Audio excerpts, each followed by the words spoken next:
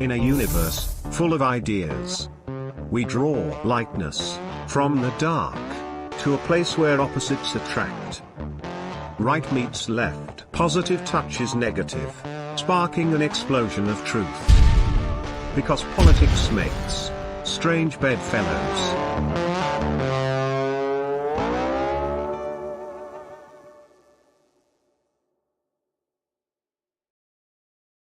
Another reason that I always supported Israel was because of one of my heroes, Dr. Martin Luther King, was such a strong supporter of Israel. And Monday is Martin Luther King Day, and I wanted to talk a little bit about Dr. King and his support for Israel. I'll just play you a quick clip here of how Dr. King felt about it. The whole world must see that Israel must exist and has a right to exist and is one of the great outposts of democracy in the world. My Jewish brothers and sisters said to me amid anti-Semitism anywhere, and we don't need your support. I would still take a stand against anti-Semitism because it's wrong, it's unjust, and it's evil.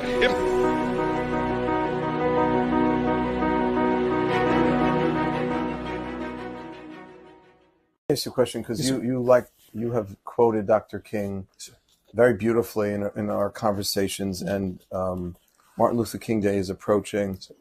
The year before his death, I'm told that Dr. King was planning a massive Holy Land tour. Yes, sir. Yes, sir. To lead hundreds of black clergy and lay people to Israel and Jordan. Yes, sir. Absolutely. They were canceled.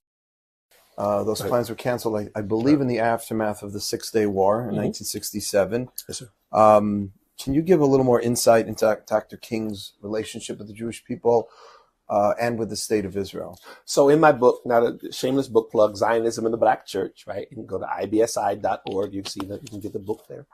The war. Of course, Israel wins the war. It's very controversial because now, even to this day, we talk about the 1967 lines, right?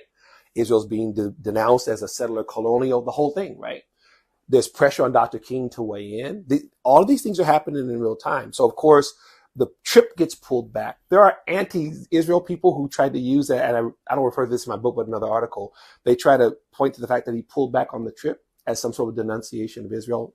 There's no evidence for that whatsoever. He was concerned about the controversy. He was concerned about what was actually going on, but it wasn't a matter of him condemning Israel. Right? So I'm just curious of of Dr. King's, but you're saying a lot of Dr. King's positive and pro-Israel statements came after the Six-Day War. And for that reason. So to your point about the war, also, as you know, for those listening, Israel launched the preemptive strike against Egypt because of the formidable surrounding of Israel. Israel then takes one thing I love about that story is that Gamal Nasser and his leaders were basically toasting each other right before.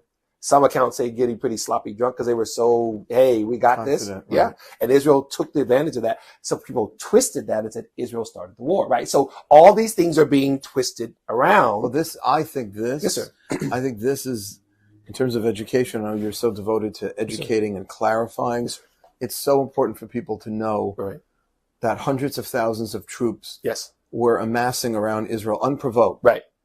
Exactly. Israel didn't do anything to instigate this massive buildup along the north from Syria, Egypt, and Nasser was the most belligerent anti-Semitic Arab leader. Yes, sir. And I'll tell you something else people don't know either, which is really interesting. I don't know if you're aware of this. The CIA communicated to the Mossad. I did not know that. That if Israel would shoot the first bullet, that America could not stand behind Israel. Wow. Knowing full well that all Israel had was the element of surprise. Exactly. Because they didn't have the armaments, they didn't have the numbers, and Israel had to choose between going at this alone or having the United States, but then having to wait to be attacked. Rabbi, don't get me started on the DOJ and then the State Department, because that's amazing that you just said that. And it's just the reason I'm smirking is because this is the same FBI and DOJ that was actually surveying Dr. King and harassing him. But that's another conversation for another day, right? So to your point, And those who are listening to this, you put this all together. When Dr. King said, and I quote, "I see Israel, and never mind saying it, as one of the great outposts of democracy in the world and a marvelous example of what can be done, how a desert land almost can be transformed into an oasis of brotherhood and democracy. Peace for Israel means security, and that security must be a reality." Full stop. He says this on March 25th, 1968. Why is he being so vocal? Why is it, even when he said that Israel has the right? What impact? I'm just Yes, curious. sir. I'm sorry to interrupt No, you, no, but that quote is just so powerful. Yeah. What kind of impact did that have internally within the Black community? Well, what he was doing, and he says this himself, I write about this in my book, and I actually quote, for those, whether you read the book or quote the other source material, the rabbinical.assembly.org. This was at an event. He was the honored guest at the 68th annual Rabbinical Assembly. Of course, Joshua Heschel was there, the rabbi. So he's actually the keynote speaker, right? So And the this Rabbinical Assembly is the Association of Conservative Rabbis. Yes, sir. Absolutely. Yeah. So he's there speaking. And the subject wasn't, we have that, so you can go on rabbinical.assembly.org, ladies and gentlemen, type in Dr. King, boom. It's a 13-page document. We have everything that at least in that transcript, we have everything they talked about. And it wasn't just about the Israeli-Arab conflict, but that was a large part of it, right? So in answer to your question, he was only reiterating what he said himself was the opinion of the vast majority of the civil rights community. So though he was the mouthpiece, if you will, he wasn't speaking out of turn. The vast majority of the both civil rights community. It wasn't considered a controversial statement. No, it was considered controversial only in that now you're having this, okay, history lesson, everyone. This is 1968, right? The PLO is born in 1964. Right. Who takes over in 69? Yasser Arafat. What's the first thing that he does? He goes to the Black Panthers, to Angela Davis. Why is he selling this thing to young black civil rights leaders? He's trying to sell his From the River to the Sea as a justice issue. Marginal then, what we just talked about before in the whole the leftist thing, no longer marginal. It's now being taught in schools, right? What was he saying? Israel is, he wasn't using the word apartheid at that point. But the same idea. It's settler, colonial, Zionist, or imperialist, and that rhetoric, especially after the 67 war, what you're describing as the Jewish pride that ensued after that war, what Israel's enemies did was use it as proof that Israel, colonizers, imperialists, none of those things are true. He starts getting the world to see the Palestinians as an oppressed black people, if you will. He was nothing if not relentless. And again, for those who don't know, the KGB is actually who birthed the PLO. We have all these documents as well. It was born as a disinformation campaign. This does not mean that the Palestinians aren't a people, for those who might get upset. It's not what I'm saying. I'm saying that this was formed. Yeah, we know the Soviets were funding the Arab League. Absolutely. And many people aren't aware of that, Rabbi. They don't understand the Soviet connection to what was actually going on here for their own purposes, right? And Yasser Arafat becomes one of their puppets. And what does he do? He goes straight to the black community. Very interesting. If you're not familiar with him, that man is Dumasani Washington. He's the founder of the Institute for Black Solidarity with Israel. And I understand that his comments might be provocative, but I look at Dumasani, I think he's a very interesting gentleman because he's kind of like the Caleb Maupin of his side. He's a great advocate for the Israeli position. And so I wanted to give you a chance as a historian of that period to comment on what he just said. What are your thoughts on that? Well, I guess I appreciated what he said at the end there, but I'll end with that. I think the important point about why Dr. Martin Luther King was such a big supporter of Israel is because the black community in the civil rights movement got so much support from American Jews. And that goes back to the 1930s. You know, the reason Jackie Robinson played for the New York Knicks was because there were so many Jews in New York City who would go to the game and cheer for him and were really excited to see a black athlete in the major league, right? And that, the Jewish folks who came to the United States were fleeing pogroms at the hands of white European Christians. And they came to the United States and they were very afraid that they would be the victim of the same thing here. And they saw what was happening to black people being lynched from trees and having their bodies burned. And that's the exact same thing that anti-Semitic forces used to do to them in Eastern Europe. And that they would be, so they sympathized with the black people. And they supported them in this gut level support. And when they saw mobs of white European Christians dangling black men from trees, they said, well, we got to support the black people. Exactly. So, that it makes sense that Dr. Martin Luther King Jr., who was trying to build as broad of a movement as possible for black civil rights, would be a supporter of Israel, which most of the Jewish Americans supported then and still support now. It makes sense that he would see Israel and Jews as an ally. A lot of the support for the civil rights movement came from American Jews, right? I mean, there's no question about that. So that's how I see that, right? Mm-hmm. I guess another factor, and this kind of relates to the second thing, is, you've seen in the movie Selma, they show how LBJ says to Dr. Martin Luther King, if we have to have a black leader, I'd rather it be you than that Malcolm X guy. He sure did. Well, he Malcolm did X say that. supported the Palestinians. And Yes. Malcolm X distributed the Protocols of the Elders of Zion. You know that, right? He and did. Malcolm X, was very much, very He much was anti-Semitic. there's no way around that. He was a great It's a leader fact. of the community, but he very much believed that there was some kind of Jewish conspiracy against black people. And there were many black nationalist leaders that like Marcus Garvey. When Marcus Garvey went to federal prison, at his trial, he said that there was a Jewish conspiracy against me. And he accused the NAACP of being a Jewish conspiracy to control the black movement. That's right.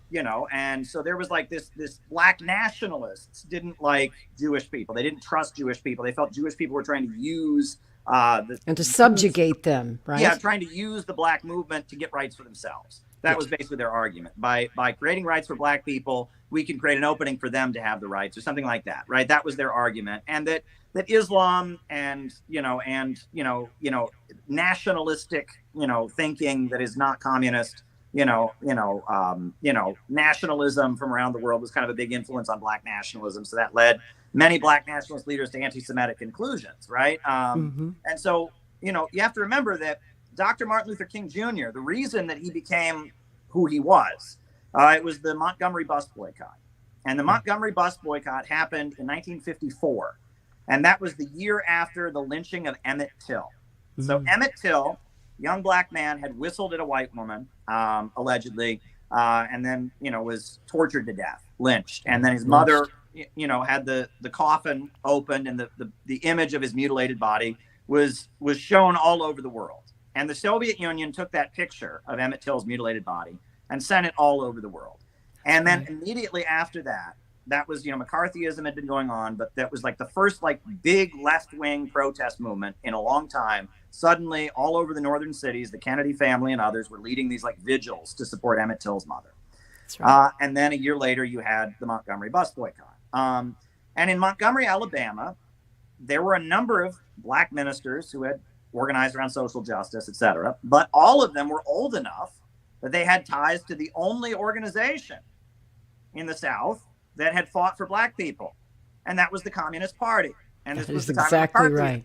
And all of the civil rights leaders that were not in their 20s had sat down with the Communist Party, had attended communist meetings about what, and they knew if one of them became the spokesperson for the civil rights movement, the media would just say this is a communist plot and it would be over. So Dr. Martin Luther King Jr. was selected because he wasn't a communist, right? And even though so many tried to say that he was, and many Americans believed that. And J. Edgar Hoover believed that and tried to tell everyone that. Yeah.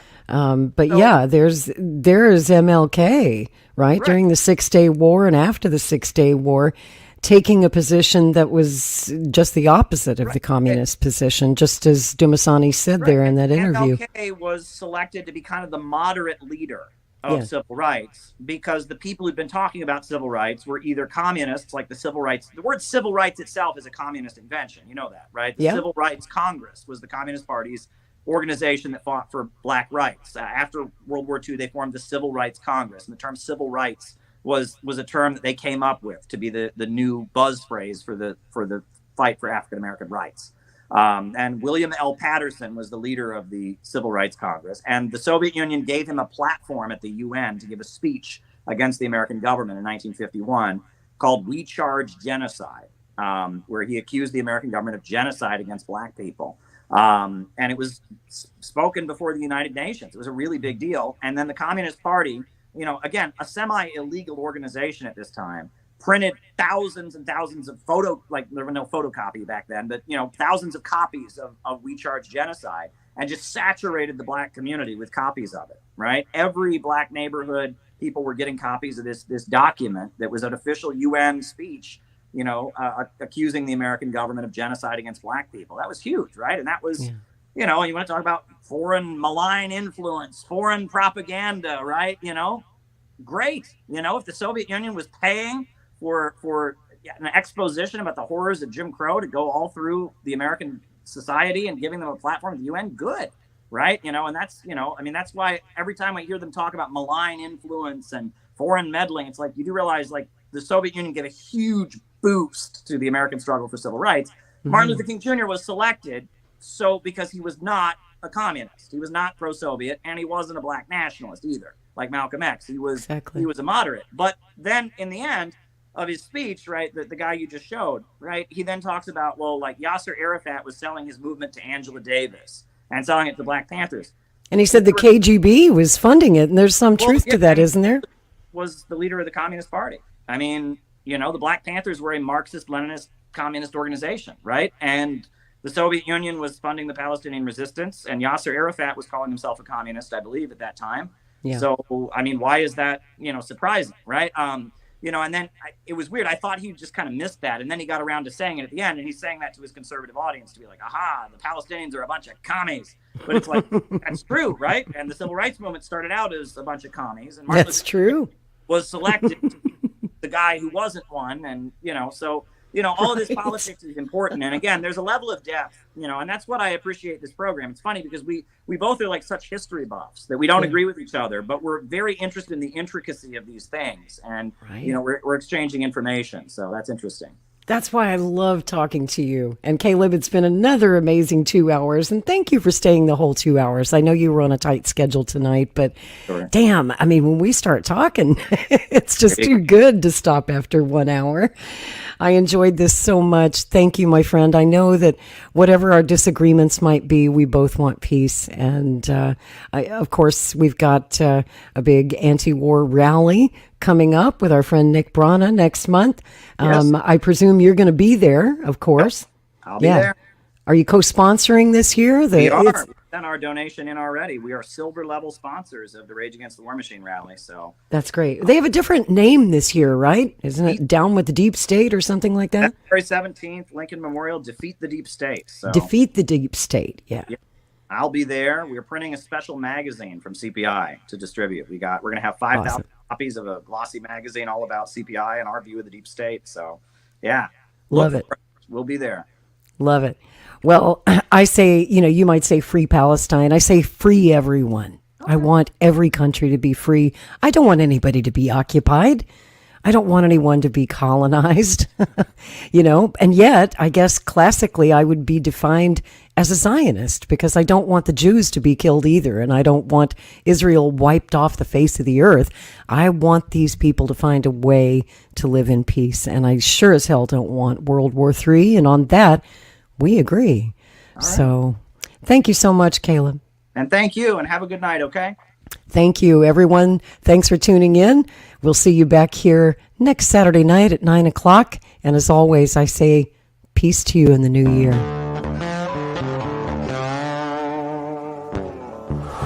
In a universe full of ideas, we draw lightness from the dark to a place where opposites attract. Right meets left, positive touches negative, sparking an explosion of truth. Because politics makes strange bedfellows.